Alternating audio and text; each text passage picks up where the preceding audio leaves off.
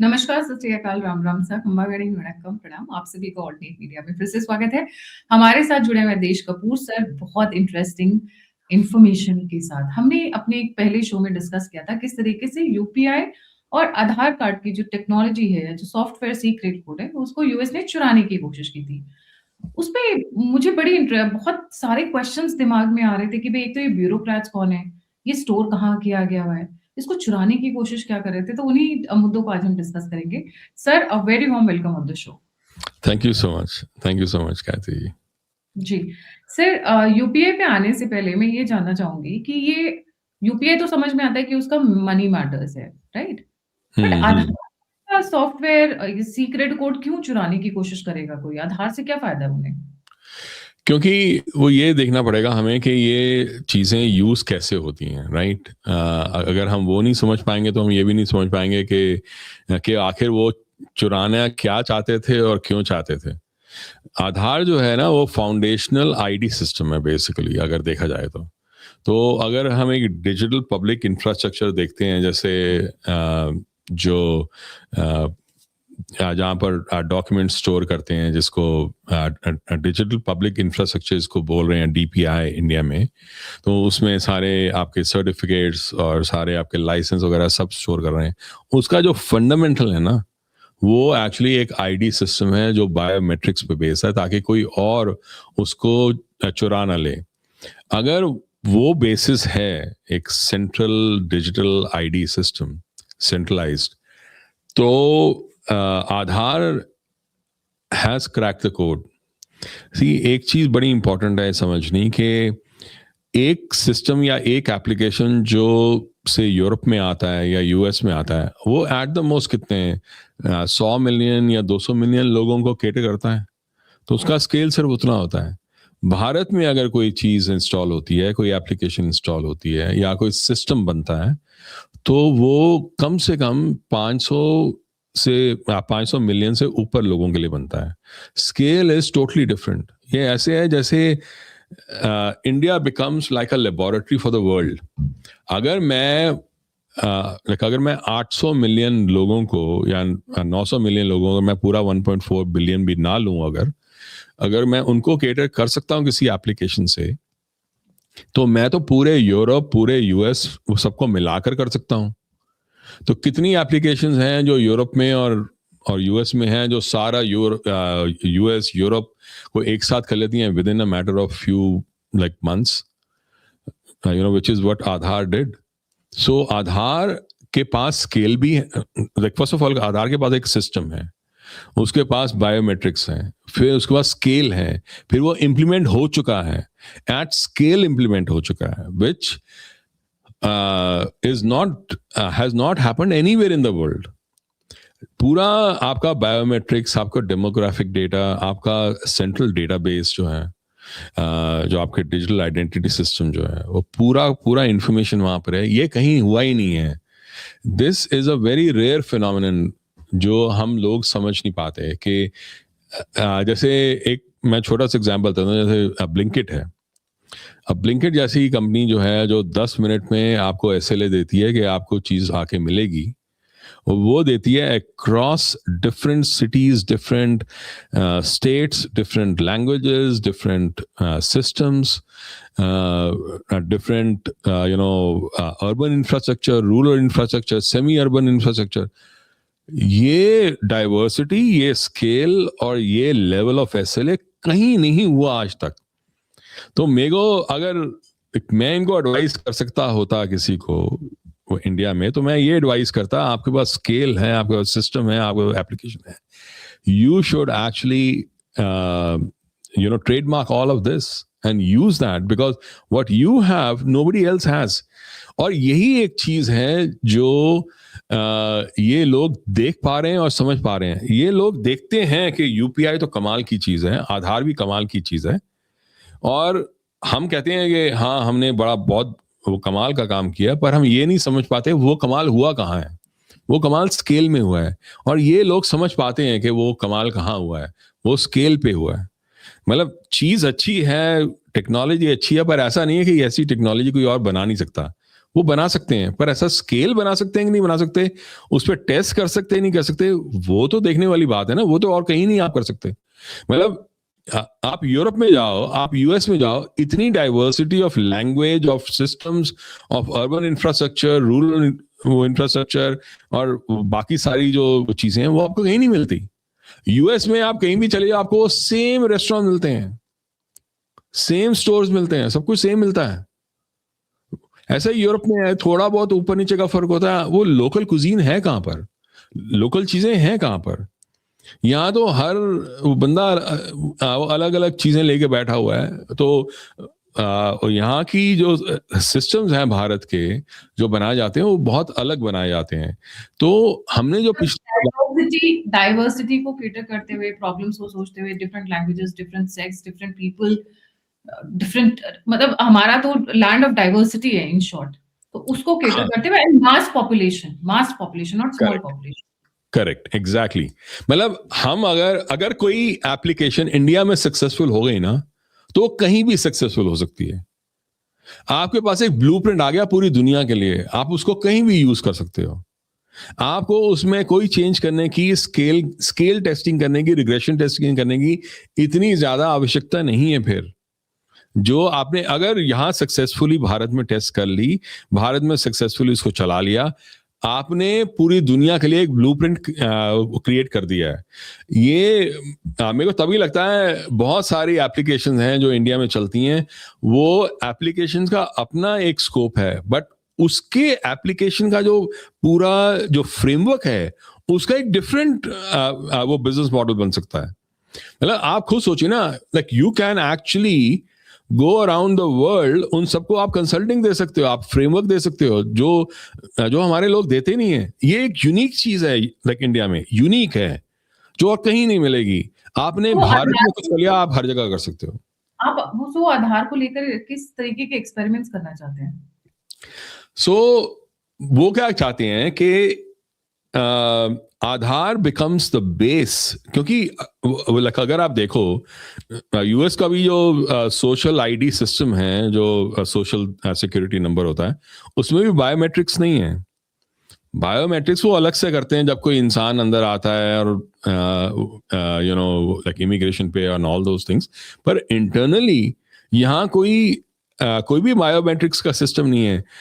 Aadhaar is the only thing जहां आप एक उंगली का दिखाकर आप अपना पूरा बैंक अकाउंट को मैनेज कर सकते हो। इस तरह की इंटीग्रेशन और इंटरऑपरेबिलिटी, मतलब क्या होता है कि अब जैसे पेपैल है, अब पेपैल सिर्फ पेपैल के साथ काम कर सकता है ना, पेपैल और किसी चीज के साथ काम नहीं कर सकता। ऐसे वीजा जो है वो वीजा के साथ, वीजा कार्ड के साथ काम करेगा, वो मास्टर कार्ड के साथ काम नहीं कर सकता।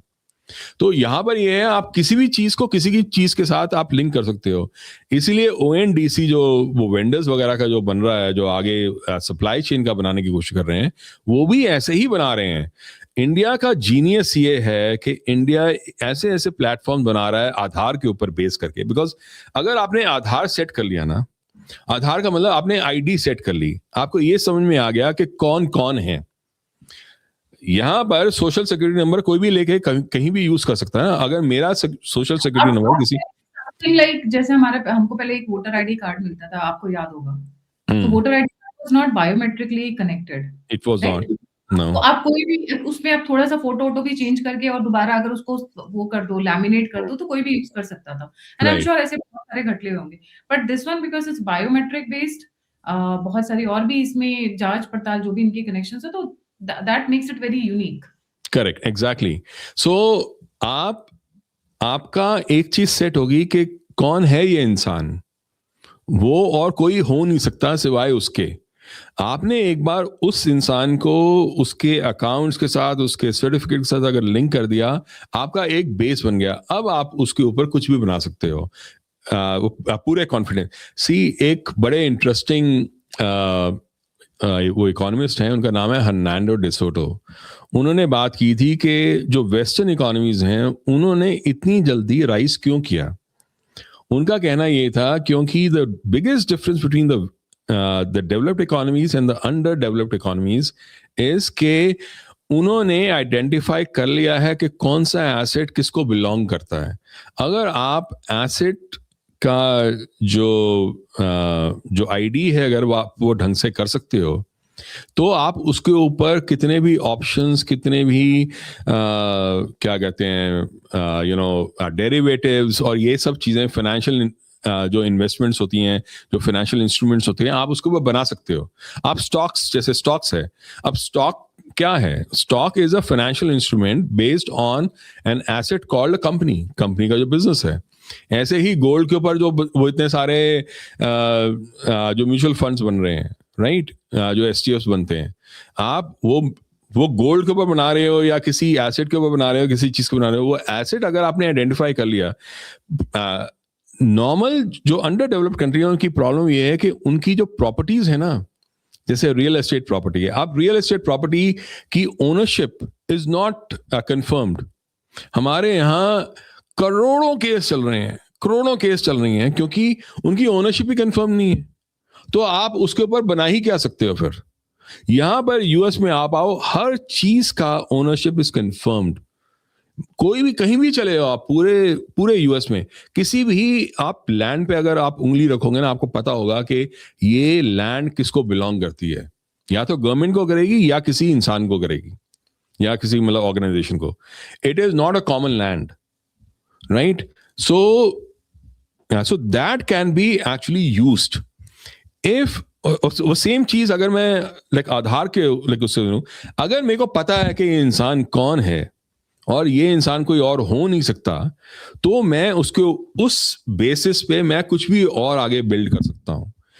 और आगे बिल्ड करने का मतलब है मैं उसके ऊपर जैसे वो जो इंटरऑपरेबल जो वेंडर सिस्टम है, जो सप्लाई चेन सिस्टम है, जो पेमेंट सिस्टम बना रहे हैं, वो सब मैं क्रिएट कर सकता हूँ। उसके बाद वो धड़ल्ले से कर सकता हूँ। That is with respect to Aadhaar card. But why UPI? UPI is the only instrument which is interoperable and at such scale. आप दुनिया में, why do you think कि वीजा और मास्टर कार्ड की जो ट्रांजैक्शन है वो इतनी घट गई हैं? Within a matter of few years UPI ने उनको बीट कर दिया इंडिया में, क्योंकि यूपीआई किसी भी चीज के लिए यूज हो सकता है। आपके पास कार्ड होना ही पड़ेगा, आपके पास उसका कुछ वो इंफॉर्मेशन होनी पड़ेगी आपके फोन में या कहीं पर। यहां पर आपको किसी चीज की जरूरत नहीं, आप सिर्फ उंगली दिखाओ और आप पेमेंट कर सकते हो, right? UPI is a revolution. बाहर की दुनिया में जितने लोग हैं जो फिनटेक के अंदर हैं, they realise the importance of UPI. तभी मैं कह रहा था कि उन्होंने मोसिप को यूज किया है। मोसिप जो था जो उन्होंने वो बिल गेट्स के जो वो फाउंडेशन है उसने जो बनाया, एंड मोजा loop is another this thing like platform that they are building as a startup.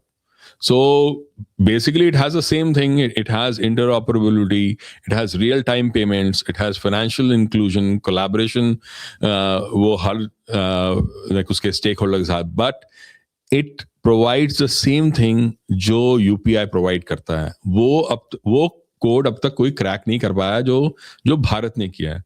Bharat का एक ये चीज बड़ी अच्छी की है कि जो सिस्टम बनाए हैं वो चाहे बहुत देर से आए हों, मतलब बाकी जगह तो खैर आए नहीं यूपीआई जैसे, पर जब भी आया है कोई चीज वो बड़े सोच समझ के, बड़ी सूझबूझ के साथ बनाया गया।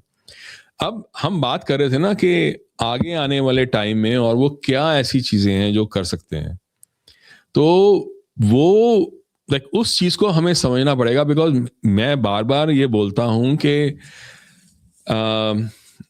कि हमारे जो एनालाइज करते हैं चीजें, बहुत सारे एनालिस्ट और कमेंटेटर्स जो हैं वो ये मान लेते हैं कि दुनिया में आने वाली दुनिया में भारत जो है वो राज करेगा, बाकी सब लोग बेकार में सब डूब जाएंगे, सबका ये हो जाएगा वो हो जाएगा, और जो बाहर भारतीय बैठे हैं उनको वापस आ जाना चाहिए क्योंकि वो मारेंगे वहां पर। यहाँ जब जो लोग यहाँ 40 साल से 50 साल से हैं, आपको क्या लगता है उनके साथ कभी ऐसा हुआ नहीं है? अब से बहुत साल पहले, अब तो कोई रेसिज्म है नहीं, एक जमाने में बहुत रेसिज्म थी, बहुत ज्यादा थी, मैंने खुद देखी है, पर मेरे से पहले जो आए हुए लोग हैं उन्होंने तो और भी ज़्यादा देखी है। एक ऐसा ज़माना था जब मैं यहाँ पहली बार आया था ना, करीब 30 साल पहले, तो मेरे को लोग वाक़ई में पूछते थे ये बात कि क्या आपके देश में क्या कारें भी चलती हैं या आप घोड़ों और उस पे गाड़ी और चलते हैं। एलिफेंट पे घूमते हो? तो मैं उनको बोलता था कि आपको क्या लगता है मैं यहाँ घोड़े पे आया हूँ?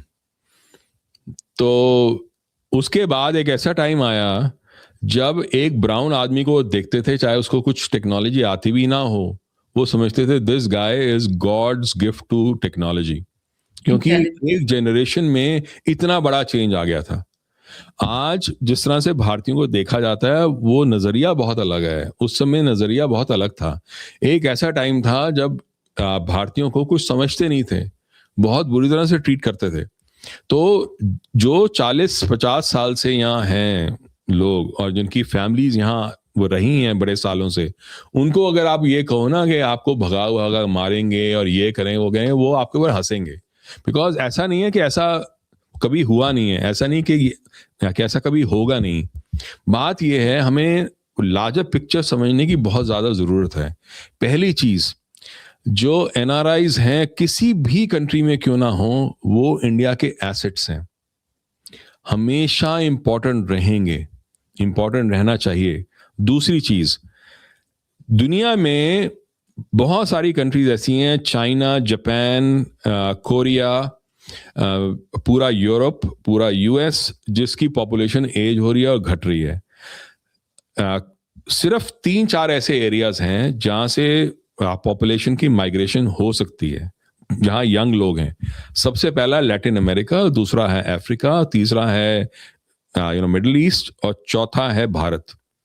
इन सब में से भारत जो है वो एक ऐसा एरिया है, वो ऐसी पॉपुलेशन है जो किसी भी कंट्री में जाके वन एसिमुलेट हो जाती है, दूसरी बहुत तगड़ा एक डिसिप्लिन लेके जाती है of education, of income generation and all those things, जो बाकी जो मैं बता रहा हूँ एरियाज वो नहीं करते। तो So, अगर I got your point, but bring you back. I know very emotional point होता है जब बहुत सारे लोग बहुत मिस एनालिसिस करते हैं।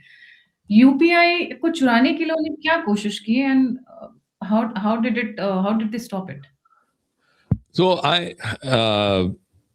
सो क्या हुआ क्या था कि during UPA time they try to actually like get the access to the code and everything else from what I have been able to understand. And हुआ ये कि कुछ बैंक्स में और एक मिनिस्ट्री ऑफ फाइनेंस में कुछ लोग ऐसे थे who actually stalled the whole thing, जिन्होंने थोड़ा टाइम उसको डिले करते रहे किसी ना किसी पॉइंट के ऊपर कि अब ये भी चीज करनी है, वो भी चीज करनी है, करते करते ब्यूरोक्रेटिक वो रंगी डाल के they kept on delaying the whole thing to a point के उसके बाद वो जो सरकार थी वही चेंज हो गई। सो दैट चेंज जो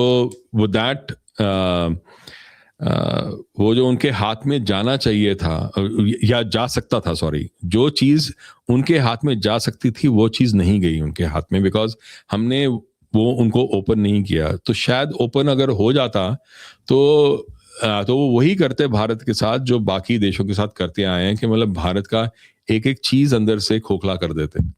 वो भारत बच गया क्योंकि बाकी चीजें तो बहुत सारी ऐसी चीजें हैं जो भारत की हमने खोल के रख दी। मतलब बहुत सारे ऐसे प्राइम मिनिस्टर्स आए जिन्होंने अपनी सारी की सारी जो लिस्ट थी स्पाइस की वो दे दी पाकिस्तान को। कौन देता है?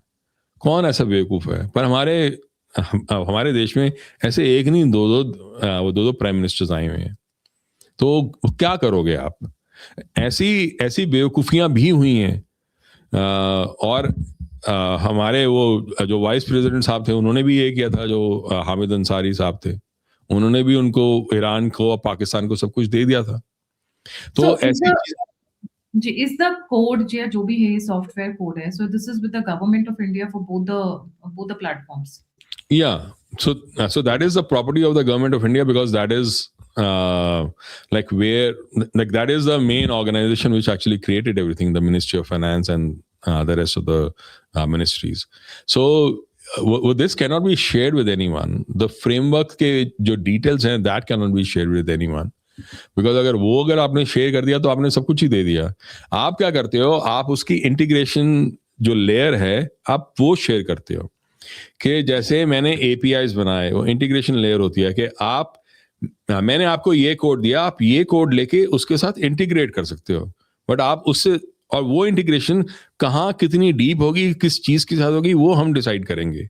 बट आप थोड़ा सिंपल कर सकते हैं. I know it's a little technical जैसे सपोज आपको कुछ प्लग एंड प्ले करना होता है. आपको मैं कैसे आपको बताऊं कि जैसे सपोज करो आपका कंप्यूटर है. आपका जो कंप्यूटर है, आपने उसमें अपना एक हार्ड ड्राइव लगाना है. वो हार्ड ड्राइव आप ऐसे लगाते हो कि आप पहले तो उसको पूरा सिक्योर कर देते हो, और फिर वो हार्ड ड्राइव जब लगता है वो सिर्फ लाइक वो आपके कंप्यूटर में कोई चेंजेस नहीं कर सकता. आप उसको एक्सेस जरूर कर सकते हो. आप अगर चाहते हो तो सिर्फ एक फोल्डर आप उसको दे सकते हो एक्सेस करने के लिए, बस वहीं तक रहेगा. उसकी सीमा जो है वहीं तक रहेगी, उससे आगे नहीं बढ़ पाएगी. आपके पूरे कंप्यूटर में क्या है उसको नहीं पता चले. इस तरह की अगर आप सिक्योरिटी करते हो तो आप प्लग एंड प्ले कर सकते हो. तो वो प्लग एंड प्ले जो होता है वो ऐसे होता है कि आपका जो UPI के जो वो सिस्टम है उसमें कोई आके आपके साथ इंटीग्रेट जरूर कर सकता है खुद की एप्लीकेशंस, बट वो UPI को चेंज नहीं कर सकता. उसके जो वो डिटेल कोड है वहां नहीं जा सकता. It can only access whatever you allow to be accessed, right? So that is how most of the applications work. अगर आप कोई भी ले लो, जैसे माइक्रोसॉफ्ट का है. अब माइक्रोसॉफ्ट की जो एप्लीकेशंस है, जैसे एक्सेल है, उसके ऊपर बहुत सारी और छोटी छोटी एप्लीकेशंस बनी हैं. वो एप्लीकेशंस जो बनी है वो उसके साथ इंटीग्रेट करती हैं, पर एक्सेल को चेंज नहीं करती हैं. ऐसे ही ओपन AI है. ओपन AI का भी आपको कोड मिलता है कि आप उसके साथ एक्सेस जो है API वो एक्सेस कर सकते हो, एंड देन आप अपनी एप्लीकेशन बना सकते हो जिससे वो इंटीग्रेट हो जाए. बट ओपन AI का पूरा कोड आपको नहीं मिलेगा कभी, और ना कभी कोई देगा, ना पूरा फ्रेमवर्क देगा कि अंडरलाइंग फ्रेमवर्क है क्या. तो this is how it works. The thing is that if they have the underlying framework and the code, then फिर तो आपने सब कुछ दे ही दिया, फिर तो कोई बचा ही नहीं आपके पास. तो ये एक प्रॉब्लम थी जो हुई थी, जो हो सकती थी पर बच गई. Very interesting. And they want to exploit both of them for their own benefits. They don't want to use it with other countries. हाँ, that is why जब वो नहीं हो पाया तब जो मोसिप है उसका काम शुरू हुआ था. जो मोसिप जो मैं बता रहा था ना, modular open source identity platform, तो तब वो शुरू हुआ था. और वो that was actually done with the international institute of information technology Bangalore, IIT Bangalore, जो एक टेक्नोलॉजी कंपनी है. उसके साथ वो जो पूरा एफर्ट था वो फंडेड था by Bill and Melinda Gates Foundation, Ratan Tata Trust and Omidyar Network. इन तीनों ने मिलके, Omidyar Network is another deep state player जो सोरस के साथ काम करता है. ओमिदिया नेटवर्क और गेट फाउंडेशन और रतन टाटा ट्रस्ट, इन तीनों ने मिलके उसको फंड किया था ताकि वो एक फ्रेमवर्क बना सकें फॉर द सेम थिंग जो आधार ने करने की कोशिश की है. और फिर उन्होंने इन्वेस्ट किया, ये गेट्स फाउंडेशन ने इन्वेस्ट किया इनटू मोजा लूप. अब मोजा लूप का ऑलमोस्ट जो अगर फ्रेमवर्क उनको देखे, जितनी भी पब्लिक स्टेटमेंट्स या पब्लिक इंफॉर्मेशन है उसके हिसाब से अगर देखें, that is based on what UPI was trying does anyways. तो वो it can go across different financial institutions, different payment rails. वो सब कुछ interoperability उसकी बड़ी वो strong है. वैसे ही उसका basic feature वही है. तो global payments के लिए अगर वो करें तो उन्होंने एक ऐसा प्लेटफॉर्म बनाने की कोशिश की है जो interoperable platform है for global payments. So that is what Moja Loop is. But उनका काम, जो लोगों का काम है, वो सिर्फ यहीं तक नहीं रहा। एक्चुअली उन्होंने बहुत कुछ और चीज़ें की हैं। जैसे मैं आपको एग्जांपल देता हूँ। There is a company called Ripple. उसका एक क्रिप्टो करेंसी है जो काफ़ी पॉपुलर हुई है अभी रिसेंटली, उसका नाम है XRP। ये जो XRP जो क्रिप्टो करेंसी है, ये this is known for digital payment protocol, जो ग्लोबल यूज़ होता है। मतलब अगर आप ढंग से उसके बारे में जो रिसर्च है और जो लोगों ने एनालाइज किया, अगर आप उसको पढ़ें तो आपको समझ में आएगा कि रिपल टेक्नोलॉजी जो है, जो रिपल ने जो टेक्नोलॉजी बनाई है, that has been thought through as a alternative to SWIFT. कि अगर ग्लोबल जो पेमेंट सिस्टम्स हैं, अगर उनको रिप्लेस करना है by crypto based, blockchain based technology, तो वो रिपल नेट जो है उनका उससे यूज होगा। बिकॉज वो कनेक्ट करती है बैंक्स को, पेमेंट प्रोवाइडर्स को, डिजिटल एसेट एक्सचेंजेस को, और ग्लोबली अगर पैसा भेजना हो तो that, and using blockchain technology, then that Ripple's network becomes a base. तो वो ऑलरेडी स्विफ्ट का जो रिप्लेसमेंट हम ये कहते रहते हैं, वो स्विफ्ट का हमने ये कर लिया, वो कर लिया, लाइक रशिया ने, चाइना ने, उनको forget that the western companies are also trying to do all those things. ऐसा नहीं है कि वो नहीं सोच रहे वो भी सोच रहे हैं। एक और है पैक्सॉस। जो पैक्सॉस है वो एक अगेन वो इंफ्रास्ट्रक्चर बना रहा है for the global financial systems. Stable coins की तो हमने बात कर दी, settlement services, brokerage, crypto currency की ब्रोकरेज और कस्टडी सर्विसेज, वो पैक्सॉस लाइक बनाने की कोशिश कर रहा है। एक है पॉलीसाइन, वो इंस्टीट्यूशनल ग्रेड कस्टडी सॉल्यूशंस बना रहा है for crypto currencies. Custody solutions में क्या है कि जितने भी क्रिप्टो करेंसीज हैं और डिजिटल एसेट्स हैं, उनके सिक्योर जो स्टोरेज और मैनेजमेंट जो है, उसको कैसे किया जाए ताकि उनका थेफ्ट ना हो सके, कोई चुरा ना सके, कोई अनऑथराइज एक्सेस ना कर सके, जिसके लिए एक आधार टाइप उनको एक प्लेटफॉर्म की जरूरत थी।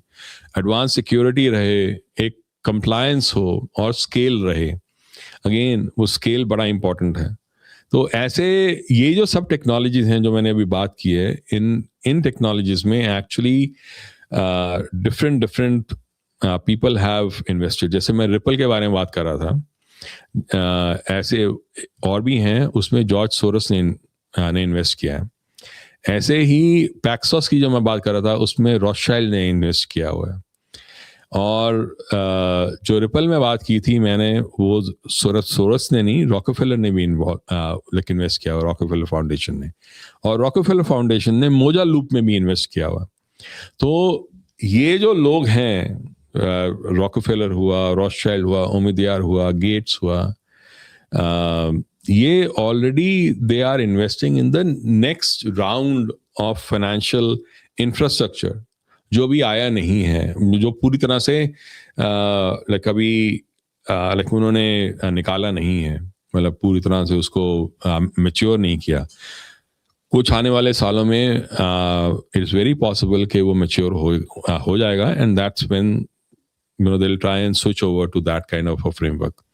तो इसलिए मैं कह रहा था कि जो आगे आने वाला टाइम है ना, उसके लिए वो पहले से काम कर रहे हैं अभी से। हम ये सोचते हैं कि वो हार चुके हैं।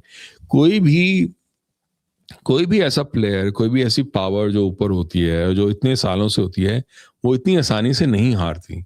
हमें हमें सोचना बंद करना होगा कि ये एक वो गदर फिल्म चल रही है कि यार, वो रॉकी वो मूवी चल रही है कि एक बंदा गया, उसने सबको मारा और उठ के आ गया। वो लाइक उस तरह का माइंडसेट से हमें दूर निकलना पड़ेगा, बिकॉज ये एक छोटी फाइट नहीं, बहुत लंबी फाइट है। बहुत फाइट है। they have been dominating through finance and other means, और वो पीछे नहीं हटते। जब भी जरूरत पड़ती है, अटैक करना हो, वॉर करना हो, ब्लड शेड करना हो, साम दाम दंड भेद, तो सब कुछ इस्तेमाल करने को तैयार रहते हैं। Unlike us, we follow ethics, principles, morality, so many things, वो क्या फॉलो करते हैं? आप ये देखो ना कि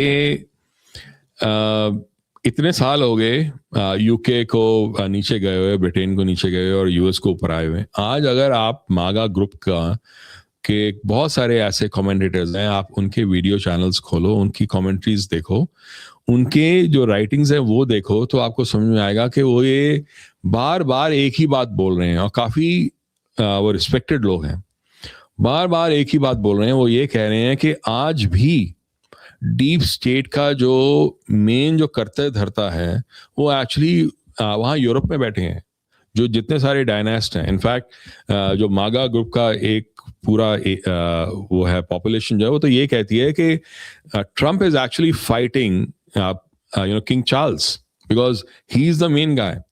अब इतने साल हो चुके हैं इन सारे डायनास्ट को गए हुए, तो ऐसा कैसे हो सकता है कि आज भी वो रूल कर रहे हैं? तो मैंने एक चीज सोची कि according to all the analysis, Bharat से कितना उन्होंने चोरी किया था? $45 ट्रिलियन, राइट?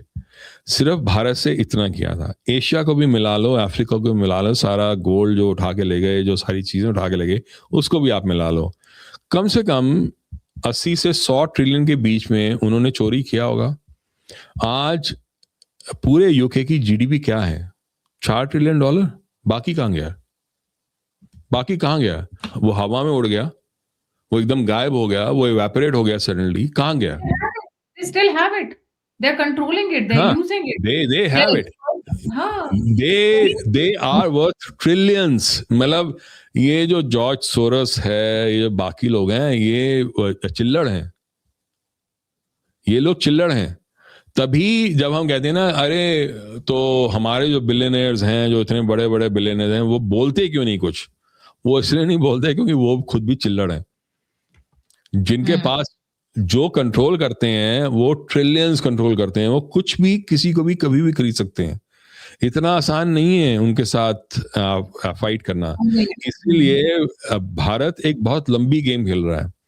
मतलब अगर मैं एक और चीज मैं छोड़ देता हूं, हम कभी बाद में इसके बारे में डिस्कस करेंगे, वो ये है कि रशिया के पास सबसे बड़ी बड़ी मिसाइल्स हैं इस समय आज के उसके पास वो न्यूक्लियर पावर जो मिसाइल है, जो वो 14,000 किलोमीटर जा सकती है, जो और वो बड़े साल चलती रहती है, एंड देन इट डिसाइड्स कि कहाँ जाना है। और रिचनिक है, जो सरमाट जो है, RS-18 सरमाट जो है, जिसको सेटन मिसाइल बोलते हैं, जो सेटन मिसाइल है, जब वो हिट करती है धरती को, इट हिट्स एट 4000 सेल्सियस। सन का जो टेम्परेचर है वो 5000 सेल्सियस है। मतलब वो चाहे तो it can go through the entire earth. It is those are the kind of missiles they have. मैं अगर यूरोप का एलीट अगर पॉलिटिशियन हूं, मैं क्यों चाहूंगा कि यूरोप जो है वो रशिया के साथ लड़ाई करे? पर वो कर रहे हैं, उसको पुश कर रहे हैं। वो भी पीछे उन्होंने पुतिन के घर में अटैक किया, और पर पुतिन के पास इतना कुछ होते हुए भी वो अगर चाहे आधे घंटे में एक्चुअली पूरा यूरोप को साफ कर सकता है। पर उसने क्यों नहीं किया? क्यों नहीं किया उसने? उसके रीजन है कि क्यों नहीं किया। Because like he actually is playing a longer game than what we think. यहाँ हर कोई सनी देओल बनने की कोशिश नहीं करता। वो अगर चाहे आज भी वो चाहे तो पूरे यूरोप को खत्म कर सकता है। It will just take a few, like 1 hour, not more than 1 hour for him. But he does not want to do that because वो एक लंबी गेम खेल रहा है for something else. यहाँ बात ये नहीं होती कि आप दूसरे को कैसे पूरी तरह बर्बाद करते हो। यहाँ लड़ाई इस बात की है कि आप बाकियों के ऊपर डोमिनेट कैसे करते हो। ये मत सोचना कि यूएस खत्म हो जाएगा और बर्बाद हो जाएगा और यूरोप वो कोई बर्बाद नहीं होगा। इतना जब सोवियत यूनियन कोलैप्स किया था, पता नहीं कितने लोगों को याद है कि नहीं याद है, लोग बाहर भीख मांग रहे थे मॉस्को में, भीख मांगते थे, खाना नहीं मिलता था उनको। जब वहां स्नो गिरती थी और इतना कुछ वो बुरा हाल था। उस समय रशिया की जो पर कैपिटा थी ना, 1300 थी, $1300 पर कैपिटा। आपको पता है आज कितनी है? 14,000 है आज। इतना तगड़ा change despite all the sanctions and everything कभी किसी भी देश में नहीं आया। चीजें चेंज हो सकती हैं।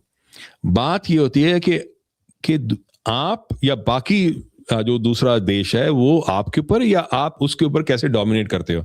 अगर आप वो डोमिनेशन का एस्पेक्ट अपने नेशनलिज्म या अपने नेशनल जो स्ट्रेटेजिक जो गेम है उसके अंदर अगर नहीं लाते, जो स्ट्रेटेजिक नेटवर्क है जैसे राजीव मल्होत्रा जी बात करते हैं, अगर आप उसमें नहीं लाते तो there is no way you can counter all this.